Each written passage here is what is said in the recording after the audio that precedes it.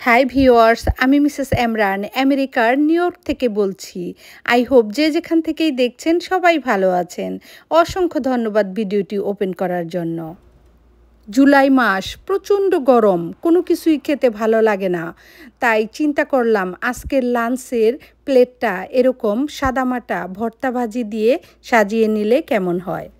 ভিডিওর মাঝে মাঝে আমাদের গার্ডেনের ফ্লাওয়ারগুলো আপনাদের সঙ্গে শেয়ার করি। এই যে উইন্ডোতে দিয়েছি 2 কালারের ম্যারিগোল্ড, অরেঞ্জ আর ইয়েলো। এছাড়া প্রচণ্ড গরমে আমাদের বেশ কিছু ম্যারিগোল্ড মরেও গিয়েছে। আর এই যে এখানে দেখছেন পেটুনিয়া, এই পেটুনিয়াগুলো নজর কাড়া, কাছে থেকে দেখলে আপনার শুধু দেখতেই ইচ্ছে করবে, চোখ ফেরাতে পারবেন না। বিভিন্ন কালারের পেটুনিয়া আছে এখানে, purple, pink, light pink, red, white আর পার্পলের combination, light pink, dark pink, অনেকগুলো কালার। আর এই যে এটা তো দেখতে পাচ্ছেন টাইমস ফ্লাওয়ার 9 o'clock। এটা কিন্তু এই যে হোয়াইট কালার আর হয়েছে ডার্ক পিঙ্ক কালার। এছাড়াও আছে ইয়েলো কালার। এই টাইমস ফ্লাওয়ারগুলো যখন দেখি তখন আমার স্কুল লাইফের কথা মনে পড়ে যায়। আরও কত কিছু মনে পড়ে, দেখতে থাকুন। এই যে রাইস কুকারে বসা ভাতে এরকম সিম ভর্তা খেতে কে কে লাইক করেন? অনেক মজার সিম ভর্তা। এই ভর্তা যত মজা করেই বানাই না কেন, মাখি না কেন, সেই মায়ের হাতের শুকনো মরিচ, সরিষার তেল আর ধনিয়া পাতা দিয়ে যে মাখতো, সেই মজাটা কখনোই আর পাই না। এছাড়া মায়ের হাতের কি শুধু সিম ভর্তা, বেগুন ভর্তা, আলু ভর্তা, আরও কত কিছু ভর্তা মিস করি।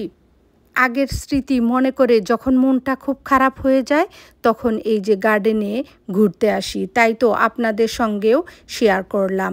2 ধরনের জিনিয়া হয়েছে, ডার্ক পিঙ্ক আর লাইট পিঙ্ক। এছাড়াও হয়েছে নয়নতারা। এই যে নয়নতারাগুলো দেখছেন, হোয়াইট নয়নতারার ভিতরে ছোট্ট পিঙ্ক, অনেক সুন্দর লাগে কাছে থেকে দেখলে। আর এই যে রেড কালার, এই নয়নতারাগুলো দেখেও আমার দাদির কথা মনে পড়ে যায়।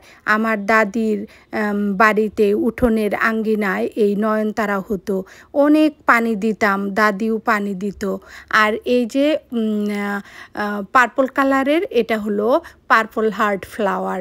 এই ফ্লাওয়ারগুলো ছোট হলে কাছে থেকে অনেক সুন্দর লাগে। এই যে ঢেঁড়স ভাজি হচ্ছে, এটা প্যাকেটে ফ্রোজেন ঢেঁড়স। এই যে এই প্যাকেটটা, এই প্যাকেটটা আরেকটা প্যাকেট খুলে ভেজে নিয়েছি।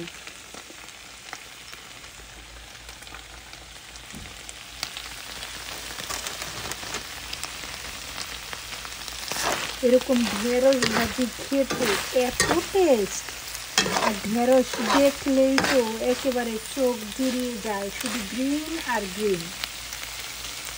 গ্রিন জিনিস দেখলে এমনিতেই ভালো লাগে, খেতে তো আরও সুস্বাদু, অনেক মজা। এরকম প্যাকেট ফ্রোজেন ঢেঁড়স বলুন, ভেজিটেবল বলুন, আমার ছেলে মেয়ে খেতে অনেক বেশি লাইক করে, কারণ তাদের কাটাকাটির ঝামেলা করতে হয় না, অন্যদিকে টাইমও সেভ হয়।